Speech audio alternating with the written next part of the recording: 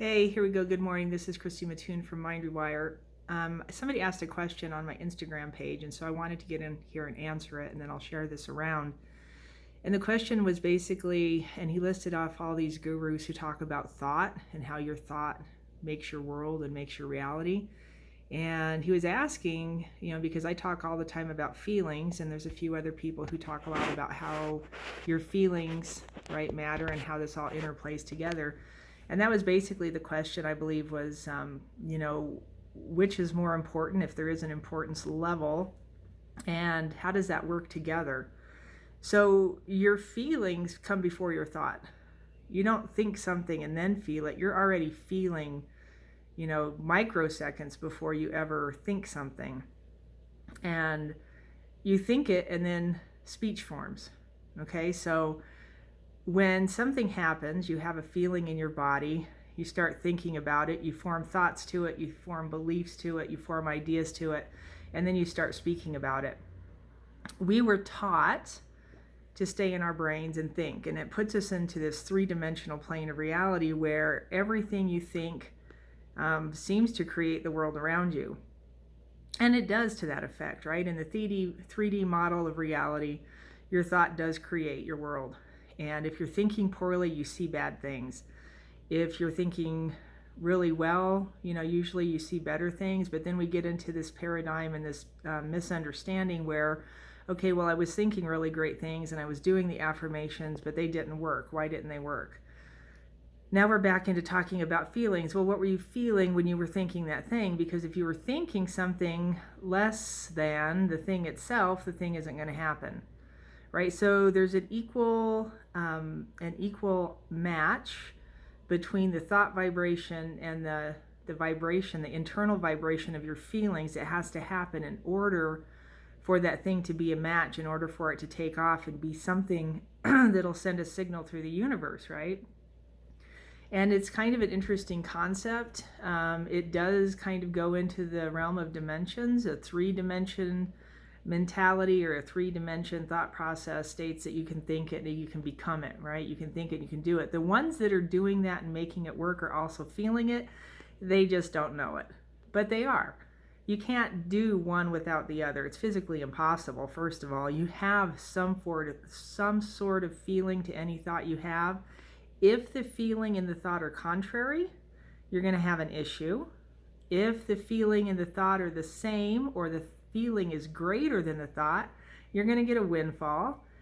If the feeling and the thought are mismatched and the thought is so low and the feeling is even lower because of something you've been through, and life teaches you these crazy lessons that we just love to learn our lesson, and then we stay in this negative flow of thought and thought and feeling, but more so feeling, I was trying to say. You stay more so in this negative flow of feeling that keeps your thoughts from manifesting what you want. Does that make sense?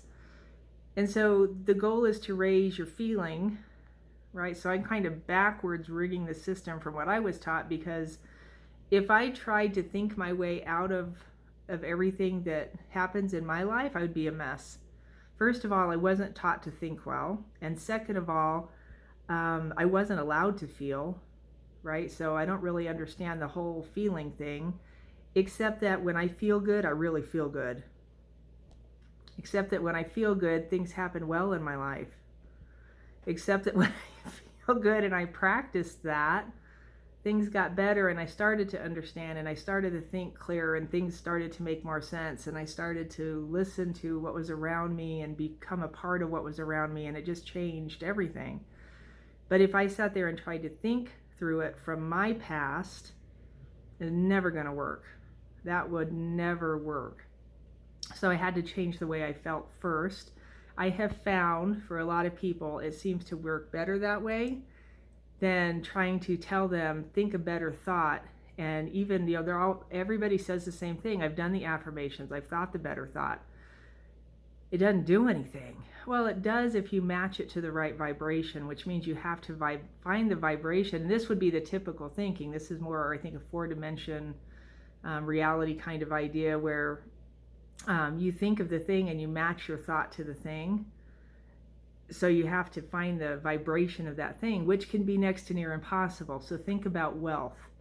If you're constantly trying to figure out what $1 million feels like when you have no experience with $1 million, there's no way you could ever figure out what that would feel like.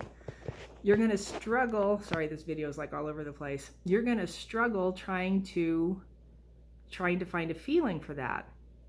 But here's what you can do, and here's a fifth dimension idea, is just feel better. Just feel better. Keep good feelings inside your body at all costs for everything. And that would be like falling in love with yourself. It's not selfish. This is another problem. We were taught that all this kind of stuff is selfish. It's not selfish. It's self-care. Feel better. Go outside and watch the sunrise every day for like a month. And just be in awe of it. Like, watch it like you're a part of it. Watch it like you are the sunrise. Watch it like you're standing there commanding the sunrise. It will blow your mind, the difference in the way you feel inside your body. It just puts a different feeling inside of you. Go watch the tide roll in and out. And I know a lot of you have done this. It's an easy one to get to if you're on the beach, right? Watch the tide roll in and out. But then don't just watch it, breathe with it. Try and match your breath to it. But then don't just match your breath to it. Try and command it. And it's not like you're going to change the wave of the tide, and maybe you will, I don't know.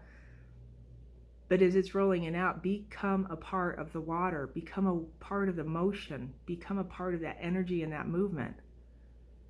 And just notice how you feel inside. It will change the nature of the way you feel inside your body. And then when you walk off that beach, don't forget that feeling. Like, live it. Bring it with you. Own it inside your body. That feeling will start to direct your thoughts. Just like your feeling right now directs your thoughts into negative places, doubt, sabotage, worry, distress, anxiety. Your feelings dictate your thoughts. If you can control the way you feel, you will control the way you think. It's just the way it works. I hope this helps, and I will send this over to YouTube, or this is YouTube. I'll send it over to Instagram so the folks over there can see it. Leave comments below, please. I love that, and I love answering them. Take a look in the little area below this. I've got a link to go to a seminar that will teach you how to use a whole brain state. Go check that out. It's happening really soon, probably a week out now, so make sure you click into that. The seats are filling up super fast, and I hope I see you there. Blessings and peace.